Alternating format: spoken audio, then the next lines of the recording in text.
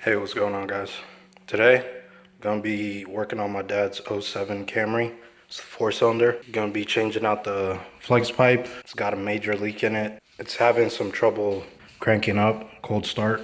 And this is what I got it to change it out so I don't have to get it welded. Got it off of eBay. It's a perfect replacement rather than spending $200+ at auto parts stores. You don't have to you could do it yourself. You don't have to get anybody to weld it on for you. It comes with the clamp, a gasket, and bolts if you need to replace the old ones. So first thing you're gonna want to do is jack up the car as high as you can get it. I got it jacked up to as high as my jack goes, and then put it on jack stands. You're gonna want it as high as you can get it because you're gonna be working on this here, and you want as much room as possible. So one of the reasons why I think this could be the problem to my cranking problem at cold start is because this flex pipe is between two oxygen sensors. This is the downstream oxygen sensor, and then we have one on the exhaust manifold. And the leak is right in between the two oxygen sensors. So once we replace that, hopefully that fixes the problem. It also once gave out a check engine light, and it was a lean at bank 1, so this is why I think this should fix my problem. So first thing you're gonna wanna do is make a cut right at the base of the flex pipe, right here on this line at the end of the weld. And you're gonna wanna be careful of your oxygen sensor because it's right here. First, we're gonna cut right here, see how that measures out, how far the new pipe goes, if we're gonna have to cut closer to the sensor or not. Ideally, the right tool for this would be a Sawzall, but I only have an angle grinder, and hopefully it'll work. Also, before you do any cutting, you're gonna wanna have to put your safety glasses on and your gloves. So, got my cut done. Not the cleanest of cuts, that's why it's better to use a Sawzall rather than a grinder with a cutoff disc. Didn't go all the way through, but as soon as I take off these front bolts, I'll be able to break it off. Next step is to take off those front bolts and this bracket, which I'll probably take them off from here because I don't know what kind of bolt that is. So I just got those nuts off. It's 14mm. I used a breaker bar with an extension, deep well 14mm. Broke them loose with a breaker bar and took them the rest of the way off with a impact. They weren't that bad. Didn't even need to use any PB Blaster or WD-40. So let's get these. These are 12mm, by the way. Let's get those off next. So I wasn't able to fit a socket on these, so I ended up being able to fit a 12mm 6-point socket on these, and they came out. I think these are like the opposite of Torque's bolt, so they're like the male version, but I don't have those sockets. But the 12mm 6-point ended up working on it, and it's actually better than doing that, so we could use this bracket again. So next, you just pull this pipe off, because I didn't completely go through on this side. It's still a little stuck, but got it most of the way off. Here you can see the front catalytic converter right off of the manifold. So just get this piece off and I'll be right back. So comparing the new with the old, obviously the first thing off is the flex pipe is a lot fatter than the new one, but I don't think that makes a difference. The thing I'm concerned with is this has a gasket here that didn't come with this one. This one comes with the one that the gasket that goes on the flange. That might be okay, but I'm not sure what I'm gonna do about that yet. I don't need these bolts. I'm gonna just use the old ones. Might use the new nut though. But yeah, I don't know about this gasket. I mean, I can't reuse this one because it's crap. But yeah, I don't think it's good to run 2 gaskets. Yeah, that's way too big for that anyway.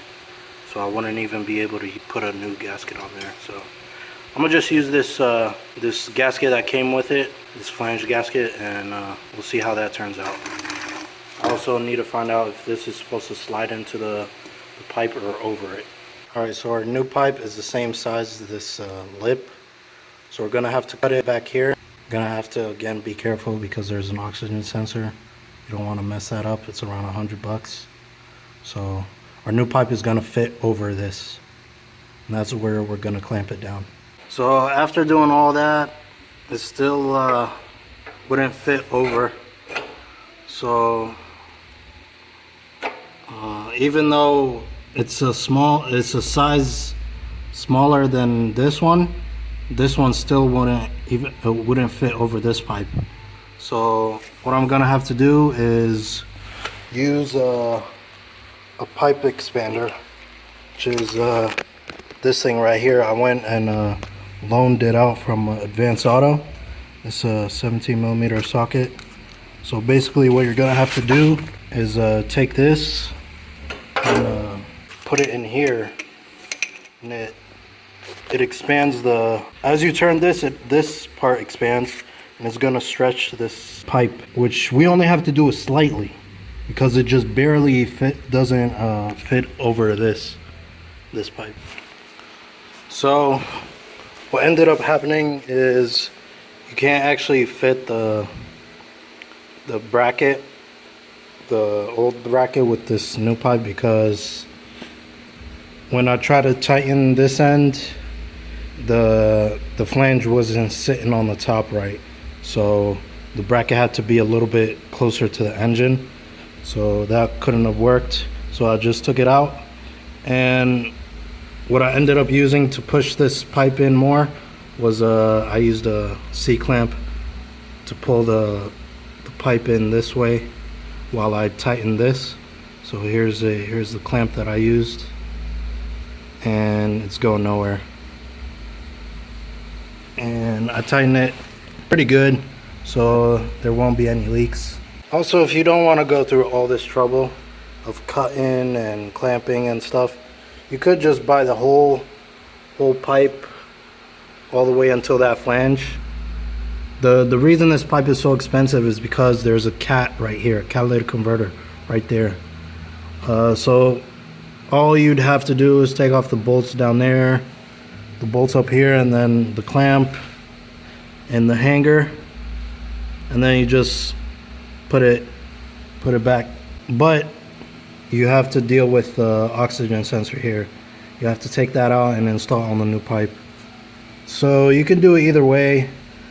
I just chose to do it this way because it's cheaper and I had the tools to do it. So I don't know, it's your choice, whatever you feel is better.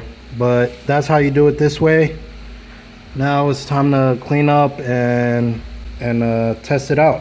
Put the car on the ground and start no, actually we'll start it while the car is up in the air, so we can feel around this and see if there's any leaks going on, if we need to tighten this more or not.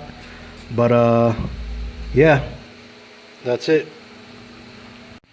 So unfortunately this gasket won't work. It leaks like crazy. So went to Advance, bought another one like the original one. Let's see if this works. Part number is 60495. So yeah, let's see if this works. So the gasket up here ended up working out fine, but the clamp didn't end up working. It leaked very tiny bit, but I tried to tighten the clamp as hard as I could and it ended up snapping. So the next best option would have been to get a band clamp, but because there's oxygen sensor right there, it wouldn't have worked because there's not enough room. So I ended up going to a shop. They welded it on for me for like 30 bucks. It's pretty ugly, obviously. I don't know, he used like a stick welder or something. Looks like crap, but no leaks. So it was a little bit more work than I wanted it to be. I thought it'd be a little easier. Main thing, because this didn't slide on to the pipe. If it slid on easier, it would have worked out better, but that's what happens when you buy stuff from eBay and it's not a direct fit. Hope this tutorial helped.